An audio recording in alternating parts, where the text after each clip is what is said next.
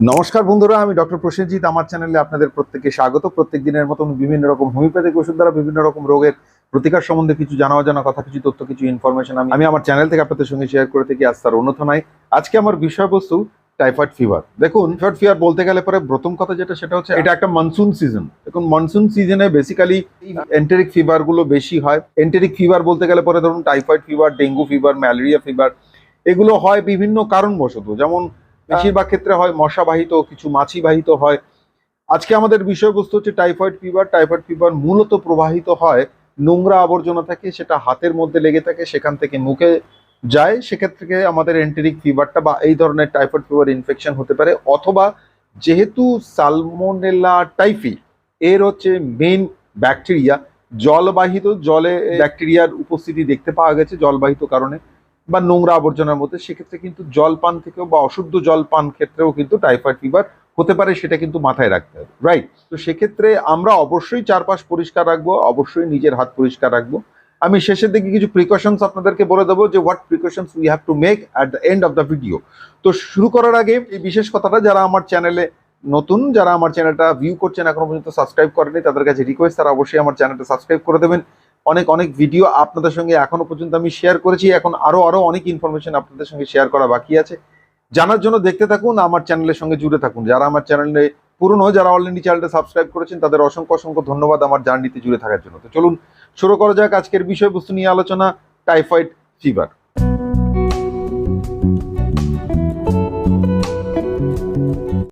দেখুন, typhoid fever বলতে গেলে পরে প্রথমে what it is, where it is এর মধ্যে প্রথম ফার্স্ট যে কথাটা আমি বলবো সেটা হচ্ছে টাইফয়েড ফিভার একটা লাইফ থ্রেটনিং ইলনেস। কেন লাইফ থ্রেটনিং ইলনেস? তার কারণ হচ্ছে যেটা, সেটা হচ্ছে এটা কিন্তু যদি ইগনোর করা হয় তাহলে কিন্তু সিভিয়ারিটির দিকে পর্যন্ত যেতে পারে। সিভিয়ারিটি কিরকম? ডেথ পর্যন্ত হতে পারে। তো এইরকম একটা সিচুয়েশনকে আমরা তাহলে বুঝবো কি করে? দেখুন, প্রথমে আমাদের জেনে নিতে হবে যেটা, সেটা হচ্ছে এটা একটা জলবাহিত বা নোংরা আবর্জনা থেকে কিন্তু আমাদের শরীরে প্রবেশ করতে পারে। হাত যদি নোংরা থাকে বা নোংরা হাতে আমরা যদি খাদ্য গ্রহণ করি বা অপরিষ্কার জল, অপরিষ্কার জল মানে কেউ তো আমরা নোংরা জল পান করি না, কিন্তু জলটা পিউরিফাইড কিনা সেটা দেখে নিতে হবে।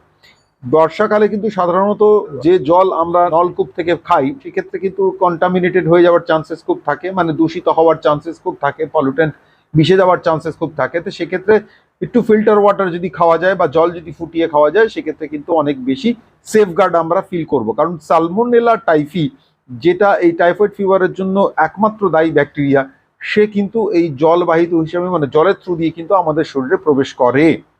নেক্সট চলে আসি, it is also known as a enteric fever or বিলিয়াস fever or yellow fever. তার কারণ যেটা, সেটা হচ্ছে এই ফিভারের জন্য বেসিক্যালি আমাদের অন্ত্রের সমস্যা বা গোলযোগ কিন্তু দেখতে পাওয়া যায়। আমরা সিমটমস যখন বলবো তখন এটা সম্বন্ধে আরো ডিটেলসে আলোচনা করব।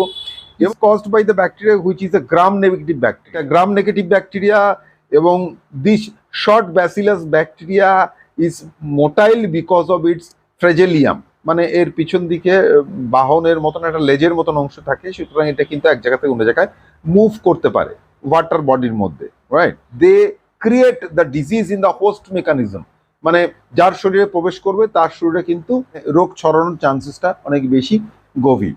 তো টাইফয়েড সেই ধরনের একটা ফিভার। এবার আমরা চলে আসছি এর সাইন অ্যান্ড সিমটমস এর ক্ষেত্রে। দেখুন, সাইন অ্যান্ড সিমটমস বলতে গেলে পরে প্রথমে যে জিনিসটা বলাটা খুব জরুরি, সেটা হচ্ছে দেখুন, ফার্স্ট স্টেজ যখন আপনার শরীরে এই gram negative motile bacillus bacteria ঢুকে পড়বে, মানে সালমোনেলা টাইফি, এর ফার্স্ট ইনফেকশনে, মানে প্রথম স্টেজে এ আপনার শরীরে যেটা করবে সেটা হচ্ছে ডালনেস আর উইকনেস ক্রিয়েট করবে। একটা শরীরের মধ্যে দুর্বলতা ভাব থাকবে, একটা উইকনেস থাকবে, এটা ফার্স্ট স্টেজ অফ ইনফেকশন। এভাবে আপনার 4-5 দিন, 6 দিন, 7 দিন চলতে পারে। তারপরে সেকেন্ড স্টেজ অফ ইনফেকশনে আপনি যেতে দেখবেন সেটা হচ্ছে কন্টিনিউয়াস অ্যাবডোমিনাল পেইন, একটা তলপেটের দিকে একটা ব্যথা যন্ত্রণা থাকবে এবং গ্যাস ফর্মেশন হবে, রাইট? খাবার টাবার ঠিক করে হজম হবে না। এটা কিন্তু একটা ভ্রম। আমরা ভেবে নিই যে আমাদের স্টুল ক্লিয়ার হচ্ছে না, আমাদের গ্যাস ফর্মেশন হচ্ছে সেই কারণে না। এটা কিন্তু এরকম সিচুয়েশনের সঙ্গেও ম্যাচ করতে পারে, মানে কোইনসাইড করে যায় এই সিমটমসটা টাইফয়েড ফিভারের সঙ্গে। যেহেতু আপনার ফ্ল্যাটুলেন্স হবে, কনস্টিপেশন থাকতে পারে, ম্যাক্সিমাম ক্ষেত্রে কিন্তু কনস্টিপেশন থাকে, কোনো কোনো ক্ষেত্রে কনস্টিপেশন নাও থাকতে পারে, ক্লিয়ার হয় না, কারো কারো ক্ষেত্রে একেবারেই হয় না, কারো কারো ক্ষেত্রে ক্লিয়ার হয় না।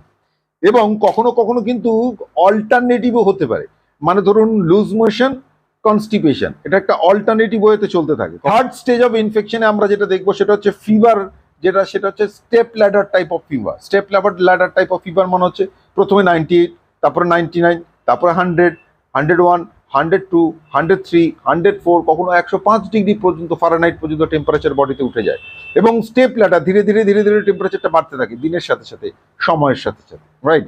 ডিপেন্ডিং আপন সাসেপ্টিবিলিটি অফ দ্য ডিজিজ, আপনার শরীরে প্যাথোজেনের কনসেন্ট্রেশনটা কতটা আছে সেটার উপরে ডিপেন্ড করে, ফিভারটা কি স্পিডে বাড়ছে তার উপরে ডিপেন্ড করে। কারো ক্ষেত্রে দিনে হতে পারে, কারো ক্ষেত্রে ঘন্টায় হতে পারে, বা with a lapse of 4-5 hours এরকম ভাবে বাড়তে পারে জ্বরটা, রাইট? কিন্তু জ্বরটা ক্রমাগত বাড়তে থাকবে, স্টেপ ল্যাডার টাইপ, ধীরে ধীরে, যেমন সিঁড়ি দিয়ে ওঠার মতন, রাইট?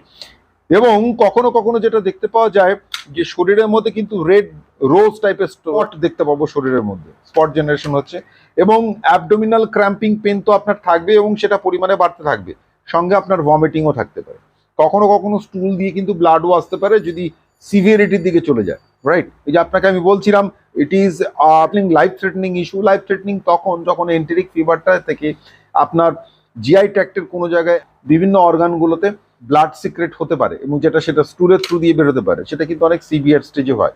আমরা সেম জিনিসটা কিন্তু ডেঙ্গুতে দেখতে পাবো, ডেঙ্গুর প্রথম দিকেই দেখতে পাবো মোটামুটি মিডিয়াম স্টেজে বা সেকেন্ড স্টেজের মধ্যেই, কিন্তু টাইফয়েড ফিভারে কিন্তু আমরা থার্ড স্টেজের পরে গিয়ে এই সিচুয়েশনটা ক্রিয়েট হয় বডিতে। ওকে, তো these are all the sign and symptoms. আমরা সরাসরি চলে আসছি কজিটিভ মেকানিজমে।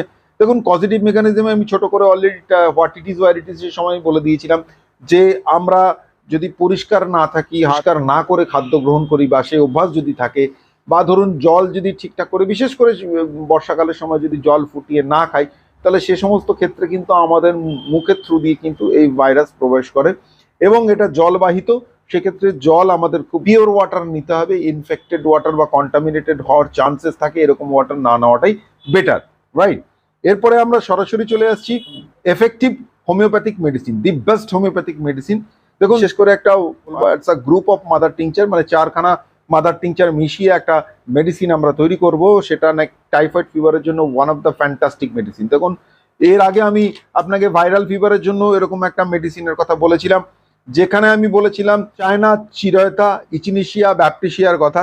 এখানে আমরা সেই মাদার টিংচারগুলি মেশাবো, তবে আমি এখানে চিরতা মেশাবো না, চিরতা মেশানোর দরকার নেই, কারণ চিরতায় আপনার হাই ফিভার থাকবে প্রথম থেকেই এবং সেই ফিভারটাই মেনটেন হবে। এখানে স্টেপ ল্যাডার ফিভার, কারো ক্ষেত্রে প্রথম দিকে ডায়াগনাইজড হতে পারে, কারো ক্ষেত্রে শেষের দিকে ডায়াগনাইজড হতে পারে, ক্ষেত্রে টেম্পারেচার লেভেল সবসময় হাই যে থাকবে তার কোনো মানে নেই, তাই জন্য চিরতা দেওয়ার কোনো প্রয়োজন নেই।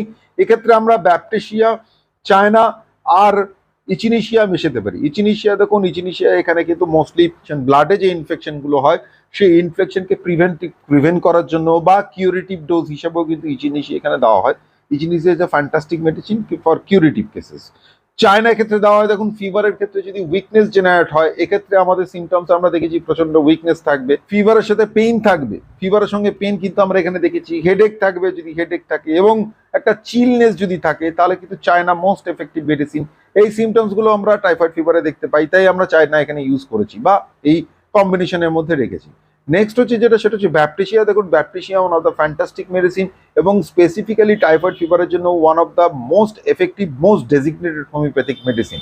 মাদার টিংচার পটেন্সিতে আমরা এখানে নিতে পারি, এটা পুরোপুরি কভার করে, সেটা হচ্ছে স্পেসিফিক সিমটমস, টাইফয়েডের সমস্ত স্পেসিফিক সিমটমসকে কিন্তু কভার করে, যে সিমটমসগুলো আমি আপনাদের বলে এলাম। তো ব্যাপটিশিয়া একদম ডেজিগনেটেড মেডিসিন। তো এখানে ব্যাপটিশিয়া, চায়না এবং ইচিনিশিয়া আমরা মাদার টিংচার 1:1:1:1 রেশিওতে মেশানো আছে, 20 ফোঁটা করে 4/1 কাপ জলে দিনে 4 বার আমরা নিতে পারি উষ্ণ গরম জলের সঙ্গে। প্রত্যেকটা মেডিসিন আমরা আলাদা করে নিতে পারি মাদার টিংচার, বা 3টে একত্রে মিশিয়েও আমরা একসাথে নিতে পারি। সেক্ষেত্রে আমাদের 4 বার নিতে হলে পরে অনেক সুবিধা হবে মেডিসিনগুলো নিতে, রাইট? এছাড়া আমরা second one of the effective medicine হিসেবে আমরা নিতে পারি, সেটা হচ্ছে ব্যাপটিশিয়া 200 CH পোটেন্সিতে। ব্যাপটিশিয়া 200 CH পোটেন্সিতে আমরা নিতে পারি 2 ফোঁটা করে দিনে 2 বার আমরা নেবো, অবশ্যই খাবার আগে নেবো। ওটা দিনে 2 বার নিতে হবে। এটা 20 ফোঁটা করে 4/1 কাপ উষ্ণ গরম জলে দিনে 3 বার নিতে পারেন। সবসময় উষ্ণ গরম জল না নিলেও আপনি নর্মাল জলেও নিতে পারেন, তাতে কোনো সমস্যা নেই, উষ্ণ গরম জল নিলেও নিতে পারেন। তো these are all the most effective medicine. এই মেডিসিনটা কিন্তু আপনি নিতে পারেন, one of the fantastic medicine আপনার টাইফয়েড ফিভারের জন্য। মোস্টলি এফেক্টিভ মেডিসিন হচ্ছে এটি, রাইট? এবার আমরা সরাসরি চলে আসছি প্রিকশনসের ক্ষেত্রে। দেখুন, প্রিকশনসে আমি প্রথমে যে সিমটমস গুলো বলেছিলাম, কজ যেগুলো বলেছিলাম, সেটা সূত্র ধরেই আমি আপনাদের বলি। যে টাইফয়েড ফিভার যদি আপনাকে সেফ রাখতে হয় তাহলে নিট অ্যান্ড ক্লিননেস আপনি বজায় রাখবেন, আপনার বাড়ির চারপাশেও রাখবেন, আপনি হাত পরিষ্কার রাখবেন, খাবার দাবার খাওয়ার সময় বিশেষ করে হাত ভালো করে ওয়াশ করবেন উইথ প্রপার হ্যান্ড ওয়াশ। শুধু তাই নয়, যে জলটি আপনি খাবেন সেই জলটা অবশ্যই যদি কন্টামিনেটেড হওয়ার চান্সেস থাকে, কোনো প্রবাবিলিটি থাকে, তাহলে সেটা অবশ্যই ফুটিয়ে খাওয়ার চেষ্টা করবেন, অর পিউরিফাইড ওয়াটার নেওয়ার চেষ্টা করবেন। যেখানে সেখান থেকে জল অন্তত বিশেষ করে বর্ষাকালে না নেওয়াটাই বাঞ্ছনীয়। এবং সবসময় যেটা দেখবেন যে খাবার যারা ভেজিটেবলস যেগুলো আপনারা নিয়ে আসবেন বাজার থেকে, that should be properly clean এবং হট ওয়াটারে যেন প্রথমে ফোটানো থাকে, তাহলে ডিসইনফেক্টেন্ট হয়ে যাবে। এবং টয়লেটের যে প্যাটার্ন, যেটা আপনার যেভাবে টয়লেট আপনারা ইউজ করেন, স্যানিটাইজ টয়লেট ইউজ করার চেষ্টা করবেন। নন স্যানিটাইজ টয়লেট থেকেও কিন্তু আপনার এই সালমোনেলা টাইফি কিন্তু ইনফেক্টেড হতে পারে।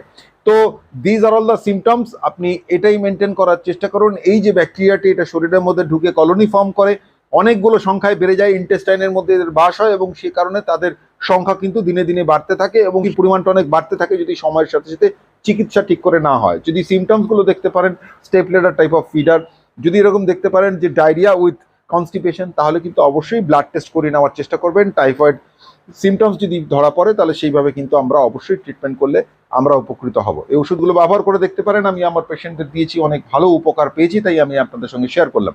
যদি আমার এই ভিডিওটা আপনার কাছে ইনফরমেটিভ মনে হয় তাহলে অবশ্যই ভিডিওটা লাইক করে দেওয়ার চেষ্টা করবেন। যারা চ্যানেলে নতুন, যারা চ্যানেলটা এখনো সাবস্ক্রাইব করেনি, তাদের কাছে রিকোয়েস্ট তারা অবশ্যই চ্যানেলটা সাবস্ক্রাইব করে দেবেন, বেল আইকনটা ক্লিক করে দেবেন। যারা চ্যানেলে নতুন, যারা পুরনো, যারা অলরেডি চ্যানেলটা সাবস্ক্রাইব করেছেন তাদের অসংখ্য অসংখ্য ধন্যবাদ আমার চ্যানেলে আমার সাথে আমার এই জার্নিতে জুড়ে থাকার জন্য। এখনো অনেক অনেক ইনফরমেশন আপনাদের সঙ্গে শেয়ার করা বাকি আছে। দেখা হবে অন্য কোনো একটা ভিডিওতে অন্য কোনো ইনফরমেশনের সঙ্গে। ততক্ষণ পর্যন্ত ভালো থাকবেন, সুস্থ থাকবেন। নমস্কার, বন্দে মাতরম, থ্যাংক ইউ ভেরি মাচ।